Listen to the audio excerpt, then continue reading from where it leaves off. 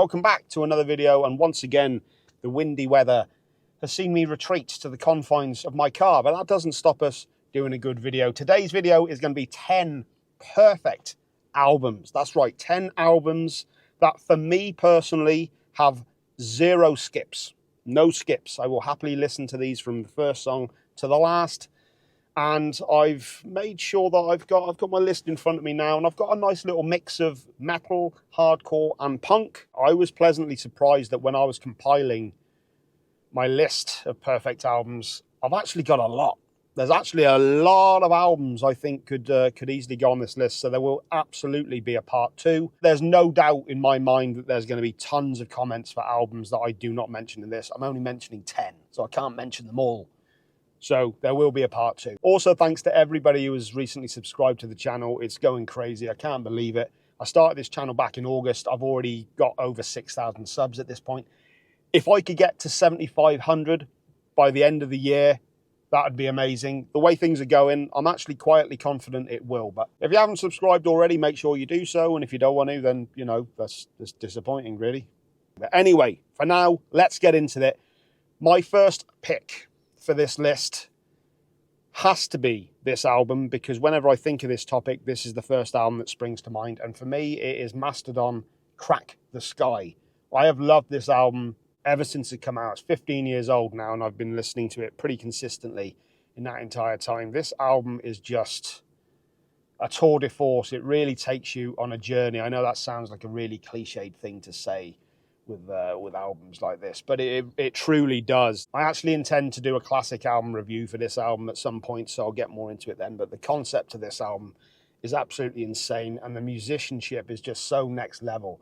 This was Mastodon were already revered as a very technical, talented band by the time this album came out, but this one really blew everybody away. I don't think anybody was quite expecting this album. This is a true prog metal masterpiece. You've got the opening track, Oblivion, with these dark, foreboding, ominous notes that ring out. It's in drop C, this real nice low tuning. It just really sets the tone. You've got Divinations, which is a little bit more upbeat. Quintessence is an amazing track. Then we go into the 4-part The Tsar, which is one of my favorite Mastodon songs.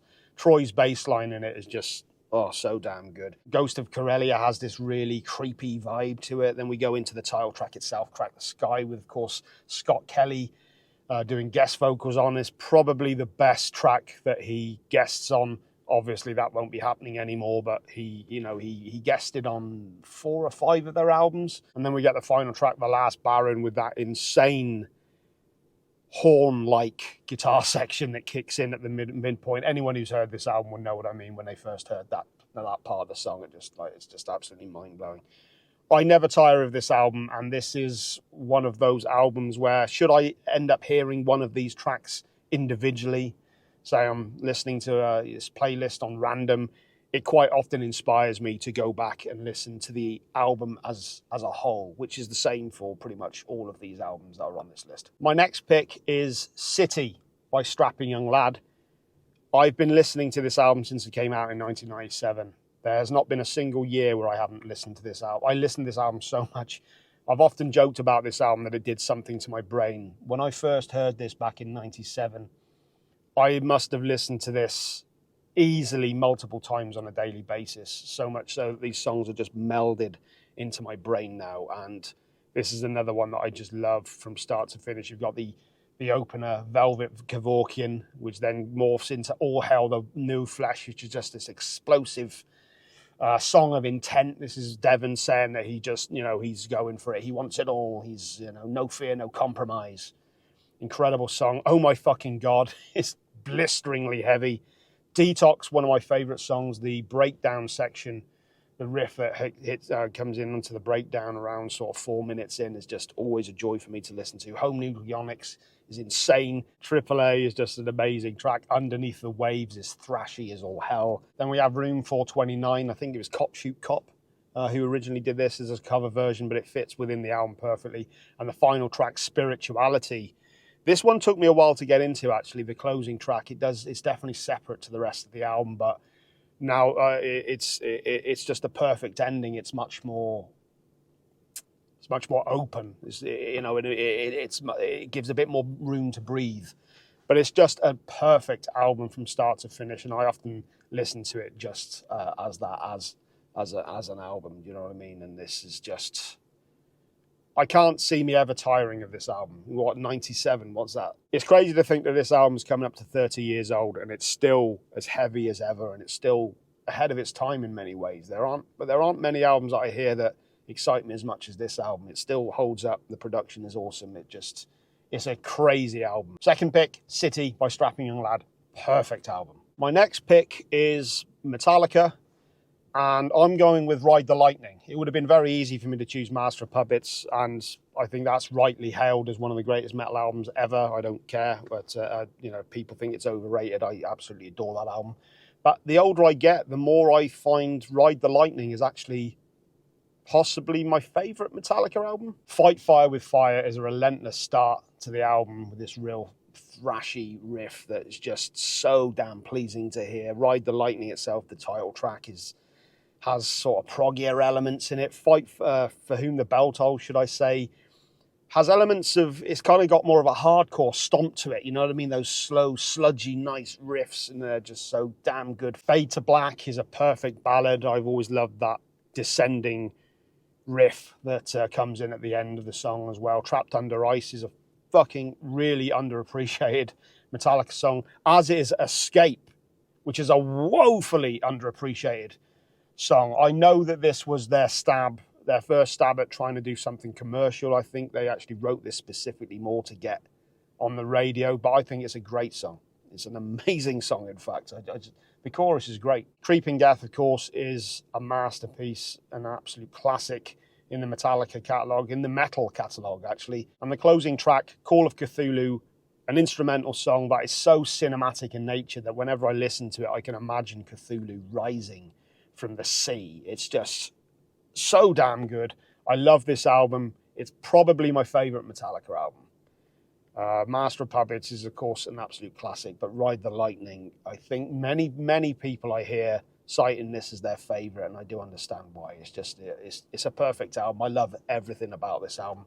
Even Escape, I think, is a great album. So, great album, great song. You know what I'm saying. My next pick is the first of 3 hardcore/punk albums that I've got on this list, because I want to start representing that more, because it is a big part of my listening pleasure, and something that I just think needs talking about a little more. Feel the Darkness by Poison Idea. I love Poison Idea. They're a band that don't get mentioned enough. Whenever people talk about hardcore and punk, this is quite often a band that I find gets missed more and more, and it pisses me off because they're such an incredible band. This album is absolutely insane, because I think it's like 13 songs. I think there's 13 songs, although there are different versions, and there's one that has the song Discontent on it, but I don't think that was on the original track listing. But Plastic Bomb starts things off, an incredible opening track. We go into Deep Sleep. Many of you will have heard of a song called The Badge, because Pantera covered it. This is a dark album. I mean, it really is a dark album. Some of the subject matter that gets discussed on this is pretty damn harsh. I'm not going to say too many of the things, because otherwise YouTube will get funny about that sort of stuff. It does with anything. But some of my standout tracks on this, one of my favourite tracks on this is a song called Taken by Surprise. It's just the riff on it is just, it just gets me every single time I hear it. Alan's on Fire is another one that a lot of you might have heard. Machine Head did a fantastic cover of this. The title track itself, Feel the Darkness, is, if you haven't heard any Poison Idea before, maybe start out with the track Feel the Darkness. It's just absolutely, it's got this real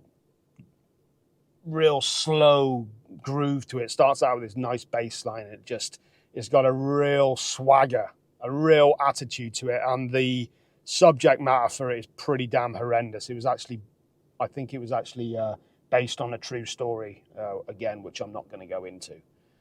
But you can do some research on that. But Feel the Darkness is, every single song is perfect. It's almost like a greatest hits. And yeah, I love this album. Giving Poison Idea some love. Amazing band, amazing album. Check them out if you haven't already. My next pick is Heartwork by Carcass. Yes, I could have chosen quite a number of Carcass albums, to be honest, because I think so many of their albums are damn good. But Heartwork is a classic with a reason, for a reason. Buried Dreams, that opening riff is just, every time I hear it, it's just, absolutely thrilling to me. I love the chaotic sounding opening riff to Carnal Forge before going into the groovier kind of thrash side of things. No Love Lost is just groovy as all hell. The title track itself is... I still remember seeing the video for this one for the first time way back when it came out on Noisy Mothers and just being kind of blown away by the melody in this song. Embodiment is one of my favourite songs. The riffing in this one is just amazing. This Mortal Coil is another one that has a Maiden-esque sort of trooper, gallop to the proceedings. Arbeit macht Fleisch. I should really know how to pronounce this, having listened to this album for as many years as I have done. The entire album is just incredible, and this is rightly hailed as a classic. Not only is this a classic Carcass album, but this inspired so many other bands. This was directly responsible for a lot of the melodic death metal stuff that we hear. It also had a big effect on the new wave of American heavy metal bands, especially stuff like Killswitch Engage, who also incorporated... A lot of those bands kind of did what Carcass were doing on the melodic side and also incorporating what Fear Factory were doing with the clean and harsh vocal sort of thing. But anyway, I digress. Carcass, Heartwork, perfect album, start to finish. Always has been, always will be. My next pick is for Machine Head, and the album that I'm going for is The Blackening. I know that a lot of people would probably go for Burn My Eyes. A lot of people probably go for The Blackening as well, but this really showcases all of their strengths. Burn My Eyes was very much a groove metal album, whereas this is really a true metal album that incorporates all sorts of styles into it, including all the stuff that you love from Burn My Eyes. But there's also a level of technicality to this album that is missing on some of those earlier albums with the band. Clenching the Fists of Dissent is an amazing opener. I think we got 2 or 3 like 10-minute plus tracks. But Clenching the Fist of Dissent starts out, it's a real slow build. When that opening riff does finally kick in, though, it's just so gratifying. Beautiful Morning, some great riffs in there. Aesthetics of Hate. If I remember rightly, this was Rob's response to an article that was written by the appropriately named William Grimm, talking about the death of Dimebag Darrell, and it was less than respectful, let's just say that. And this was Rob's response to it. It's a great track. Now I Lay Thee Down, an amazing song. Slanderous is a great one. I love the riffs in this one. Very controversial song. Halo, of course, is an absolute classic. Wolves is an amazing song. And A Farewell to Arms is a ridiculously good closer. I think this is another... How long is Farewell to Arms? Yeah, another 10-minute song. So you've got at least 3 10-minute songs on this. This was the band really coming back into their own. Of course, they did the Burning Red and Supercharger, and a lot of people started slating the band. They did Through the Ashes of Empires, which people were really starting to see as a return to form. You, of course, had Imperium on that album, which is a great track. And this was the band... After so many people had written them off, I think so many people were just blown away that they came back with an album like this. Was this their 5th album? 6th album? Yeah, this would have been their 6th album, and to come back at this point in their career and just kind of have the same level of respect and popularity that they did on Burn My Eyes is it's pretty damn insane. Amazing album. My next pick, we're going back to the hardcore, and this is true hardcore. This is Agnostic Front's Victim in Pain. Maybe this is a stretch to call this an album because it's 15 minutes, but it's 10 songs, and it's just hardcore perfection. The title track itself is one of my favourite hardcore songs of all time. I think part of the reason I love this album so much, not only the song's amazing, but this was Roger. I loved Roger's voice on this. I still appreciate what he does. I know a lot of people don't enjoy his voice now, but there's no denying his voice on this album was absolutely... it's such a damn good album. The title track is one of my favourites. Last Warning, United and Strong is incredible. Fascist Attitudes. A lot of people might be aware of the song Your Mistake because Fear Factory did a cover of this for the bonus tracks for the Demanufacture album, and it actually features Freddie from Madball, who's Roger's brother.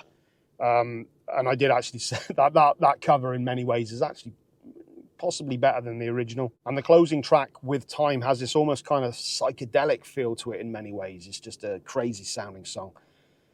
But yeah, 15 minutes, 10 songs of blistering hardcore from arguably the band that really, really forefronted the hardcore scene. Agnostic Front, Victim in Pain, incredible album from start to finish. Perfect. My next pick is Altars of Madness by Morbid Angel, one of my favourite death metal albums and arguably one of the ones that really spearheaded the movement. Of course, death metal had been around for a little while by the time this album had come out, but this was definitely one of the ones that took it off into the direction that we really know and love. This still has a lot of elements of thrash on this album, but it's a out-and-out death metal album. The opening track, Immortal Rites, with that reversed guitar riff just sounds so evil, very much akin to Slayer's Hell Awaits. And then the song kicks in, it's amazing. Suffocation has got this fantastic little bass interlude in it. It's just so damn good. Dave Vincent's a great bass player, actually. Maze of Torment is an absolute banger. Chapel of Ghouls, one of my favourite death metal songs ever. Damnation, Blasphemy, Evil Spells. Every single damn song on this album is just perfect, which is why I put it in perfect albums. That's kind of the point of this video. It's really nice out there now. It's really nice out there now. That's really fucking annoying. I'm not redoing the whole video. Fuck this. It's windy as hell. That's why I'm not going out, because it just fucks up the microphone. Damn it. I might go for a walk though later, so sod you. Okay, only 2 albums left, and this is my final punk pick, so to speak, and that is Rancid with And Out Come the Wolves. A lot of people will probably be surprised to hear about this one on here. This is a band that I really dismissed when I was younger. I just didn't bother with this band at all. It was nothing to do with pop punk or anything like that, because I never associated with them that. There was lots of elements of ska in their music, and that's something that I can appreciate a lot more now. I wouldn't say it's my favourite music by any means, but it's definitely something that I've come to appreciate. But I listened to this album properly maybe 6 or 7 years ago, and I've just been hooked ever since. It's such a damn good album, and they're so much better than I would have ever given them credit for. For anyone who's not actually really given this band a chance, check out the opening track, Maxwell Murder. It's only like a minute long, but there's a section that comes in the middle of this song that when I first heard it, it was just like, what the fuck? I was not expecting that at all. Incredible band, incredible musicians. The 11th Hour is an amazing song. Roots Radical is just this glorious sing-along. I've seen footage of them playing this live, and the whole crowd is just singing every single word to this song. Such a fun song. Time Bomb is an amazing song. Lockstep and Gone, Junkie Man, Ruby Soho, Journey to the End of the East. But every single goddamn song on this. It is a long album. How long is it? It's only 50 minutes, but it's like 18 songs. But this is one of those albums, if I'd never heard the band before and somebody gave me this and said this was their greatest hits album, I would have believed them, because every song is just so damn hooky, so damn infectious, so damn catchy. It's unbelievable. If you've been sleeping on this band, do yourselves a favour and check them out. Like I said, Maxwell Murder will be a good place to start, because I guarantee if you've got your opinions on what you think this band is, listen to that track and I think you're going to be like, oh, actually these guys can play. Matt Friedman, the bass player, is absolutely ridiculously good. And it's a great album. If you haven't checked him out, check him out. Fucking great. I'm sorry, I was actually getting nervous then that this wasn't actually recording, but yeah, thank God for that. Perfect album, despite my less than perfect outro. And my final pick for this video, like I said, I've easily got more albums that I could be talking about on future videos, so there will be a part 2. But my final pick for this video is Angel Dust by Faith No More. Yes, I love this album. And part of why I love it so much is because this album, it kind of has everything. You've got moments of pop, you've got moments of, there's a country kind of a track on here. You've got more ballads. You've got sort of rockier stuff. You've got punkier stuff. You've got outright metal in the song Jizzlobber. But I mean, let's go through some of this. Land of Sunshine is just this kind of happy kind of a track to start things off. Caffeine takes things off into a much more aggressive direction. You've got this one riff in there that's very derivative of hardcore. Midlife Crisis is a stone cold classic in my eyes. RV is just funny as all hell. Any of you have heard that song, you know what I'm talking about. Smaller and Smaller and Everything's Ruined, a fucking great Malpractice is ugh. Be Aggressive. Marilyn Manson would later rip off Small Victory as this kind of